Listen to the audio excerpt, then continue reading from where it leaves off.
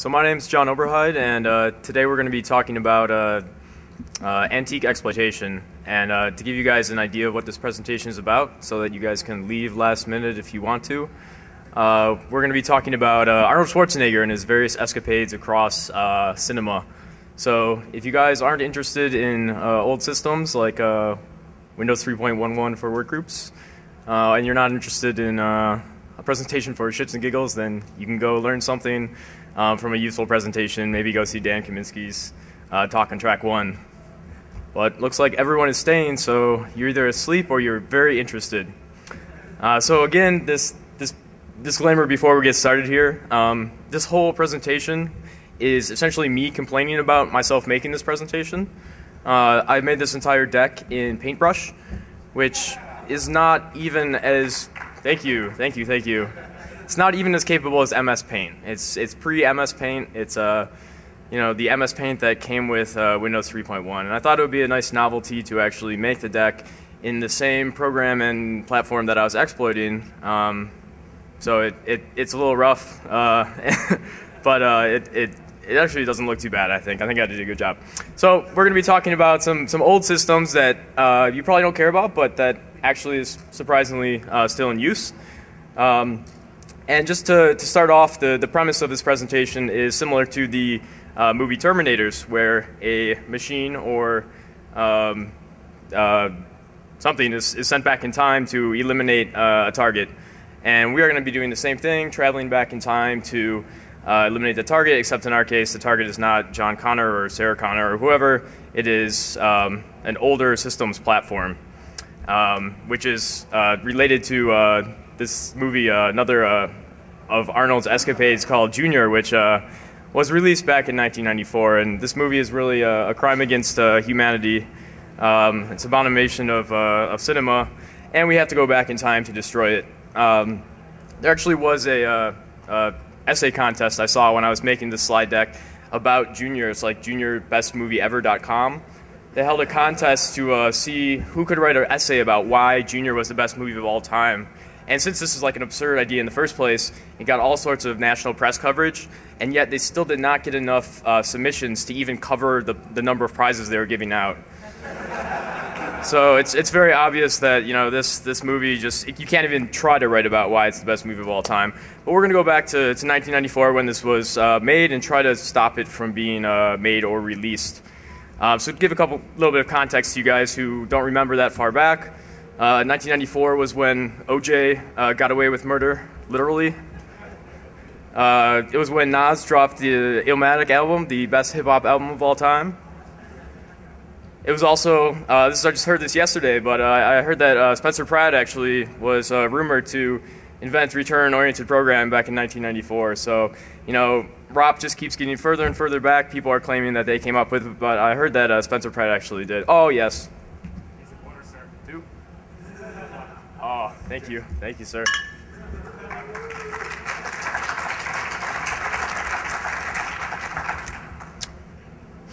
And of course, in 1994, Windows 3.11 was released. This is actually a lie. It was released December 31st, 1993, but it's close enough to 1994, so we're going to call it that.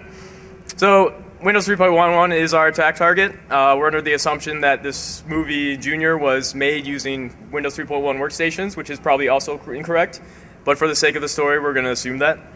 Windows 3.11 was a 16-bit operating system, but there were some sort of hacks on top of it, Windows 32S, and also the Windows 16 enhanced mode, which if you had a 32-bit CPU running in protected mode, you'd have 32-bit memory addressing.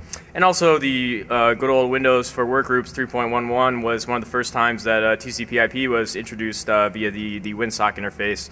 So it was a spectacular release, and everyone still uses it on their laptops today. At least I do.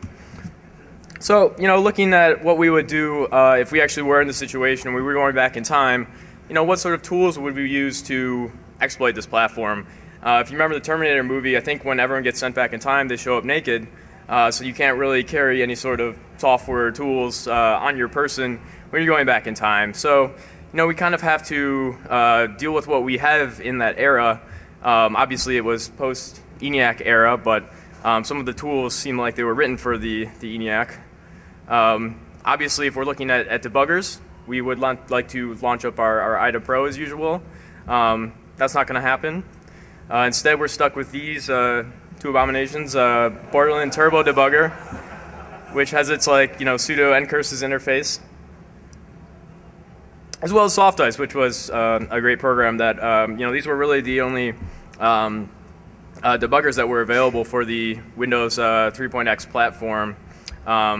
So we're kind of hamstringed by that, or at least it makes it a little more complicated to look at some of these crashes that we'll get to. Second, if you pull a Win311 executable off whatever image you have, and you want to start poking around at it, and you pull up things like PE file, which is a Python extension to look at PE format executables, or something like PE Explorer, which is a nice little GUI thing, which will show you like the IAT and EAT and all the sections of the PE file. They will barf on these files, mostly because they're not PE files. The executables used on Windows 3.x are called NE, which ironically was called new executable. It was new at the time, but obviously it's not so new anymore. And this was the executable format for Windows 3.x. Sort of in between these stages here, the MZ format was the DOS executable format invented by Mark Z from Microsoft. I don't know his last name. Zibikowski? Thank you. I'll drink for that. Every time you say Zibikowski, I'll drink. It's turning into SummerCon again. So, NE was sort of this evolution in the middle between MZ and PE. It had some backwards compatibility with MZ. If you see at the top there's a old style file header, which was the old MZ MS-DOS header, which didn't allow it to interoperate with backward compatibility, but at least allowed it to output an error message, so that when DOS tried to load a NE executable, it would spit out an error message, the one you've probably seen, this requires a Windows environment to execute. But if was running in a Windows environment, the Windows loader would know to look for the new header pointed to in that diagram there. And this was a pretty standard segmented executable layout where you have the bottom of the pictures cut off, but you segment one, then ... through segment n for your data encode and whatnot. So looking at what tools we would use for vulnerability discovery, of course, if we're going to be fuzzing our target, which in this case is the paintbrush application, we would use any number of fuzzing frameworks out there, like Sully or the BFF from CERT, or Peach, the popular Python fuzzing framework. But since we can't actually use these tools, we can't bring them back in time with us, we're going to have to stick with what we can do. So taking another note from Arnold's cinematic history, in the movie Predator, after he loses all his advanced weaponry, he's forced to fight the Predator with sort of sticks and stones, where he coats himself with mud and starts making traps and spears out of sticks. So we have to do the same thing, except that in our case the sticks are Fortran. So, thank you. This is the first and last Fortran program I will ever write. I had no experience in Fortran before doing this, and it was a horrible, horrible experience. This code looks like it's somewhat nice, but it's really a nightmare. What this is a simple byte mutation fuzzer. It takes an input file, randomly changes one byte of a random offset in the output file, and obviously has some training harness to run and look for crashes. So in our case, since we were fuzzing the paintbrush application, we took couple standard bitmap files, which is a pretty simple file format, and started spitting them through this fuzz.f90, which I believe this is all valid F90 Fortran, so it fits into our theme of 1994. I'm sure I could have done it in C, but that wouldn't be as painful, so it wouldn't have been as funny for you guys. So, of course, with any sort of fuzzing run, the hardest thing is triaging all these samples. Normally you have tools like Bang Exploitable from Microsoft or CrashLingler on OS X. You have some sort of ability to automate this process somewhat.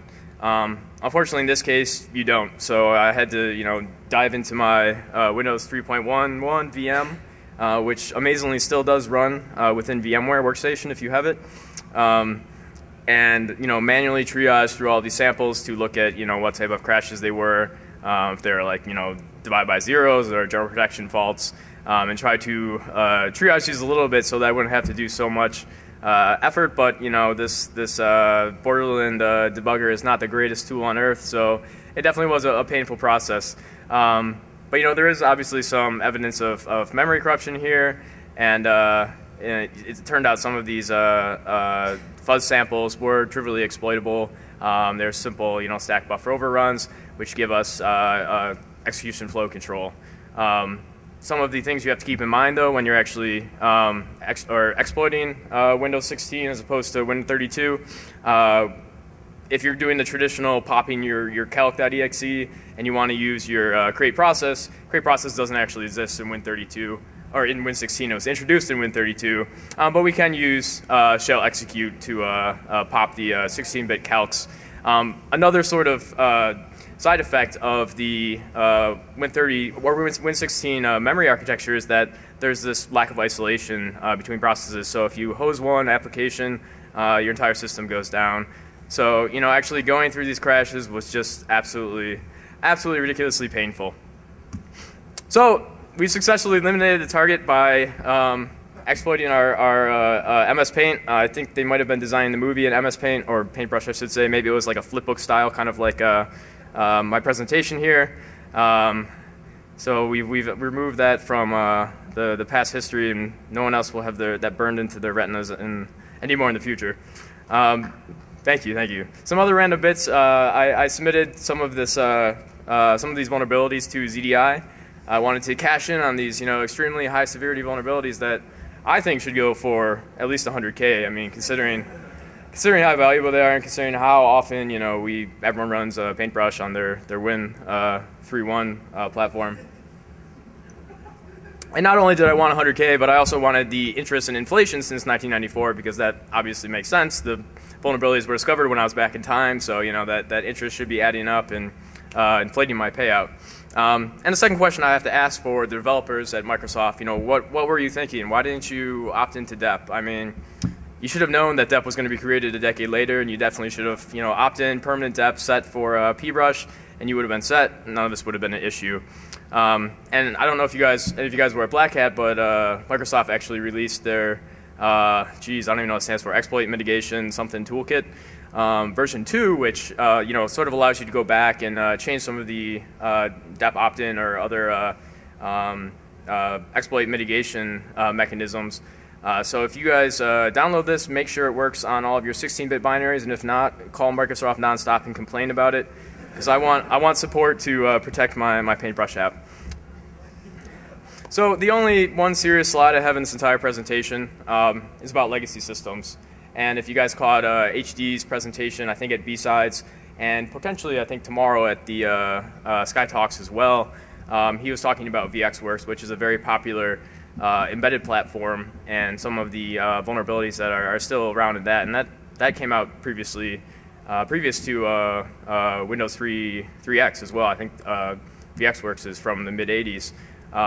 So these legacy systems tend to still be around. VxWorks obviously has a more significant footprint than Windows 3.1 and has more implications in terms of the vulnerabilities that HD uncovered. But the theme is sort of the same, that these systems are still out there. A lot of embedded systems actually do run Windows 3.1. A bunch also are Windows CE and so on, and XP embedded. But it turns out that Windows 3.1 was actually just recently end-of-lifed in November 2008, which I didn't know at the time, but again, when I was doing this presentation, I came upon this, and I thought that was fairly surprising that they were not only supporting this platform all the way through the end of 2008, but also still selling it. So it indeed is very popular for these embedded platforms, and it's not likely that any of these are going to be running Paintbrush or any of the other traditional applications that you would see on Windows 3.1 system. But it's something to keep in mind when you're looking at legacy systems and sort of going back and saying, hey, what can we do with these systems that were around before we even were talking about the exploit techniques and the exploit mitigations that we talk about today at Defcon and Black Hat. So with that, I hope you guys had a good time. I doubt you guys learned anything. But if you do have any questions somehow besides how fast can you bong the beer, I'll be happy to take them. Thank you guys.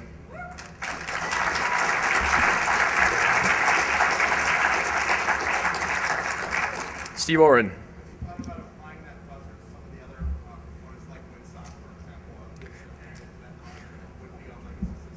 I did look at some remote issues. There were some remote crashes in the LAN manager service, which is the same as Win Popup. So with a simple one-line SMB client command, you could remotely crash the system. But I don't think that would be enabled on some of these Win3.1 embedded platforms. It's possible. I don't know for sure, but I suppose I can post details about that if people are actually interested. It's only a DOS that I know of, so it's a DOS on DOS, no pun intended. Steve Oren, any more questions?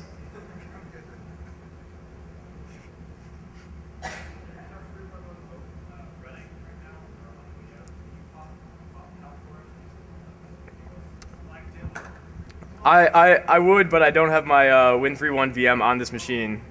I'll post a video for you later, though, if you want. Yeah.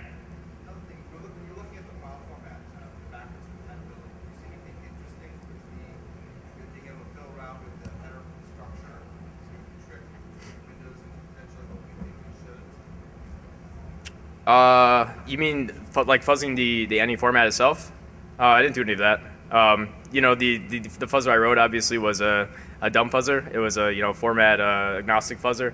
I really didn't want to do anything more complex. I thought about actually doing the actually BMP aware fuzzer in a Fortran, but I nixed that idea pretty quickly after I realized how painful it was just to write the initial fuzzer.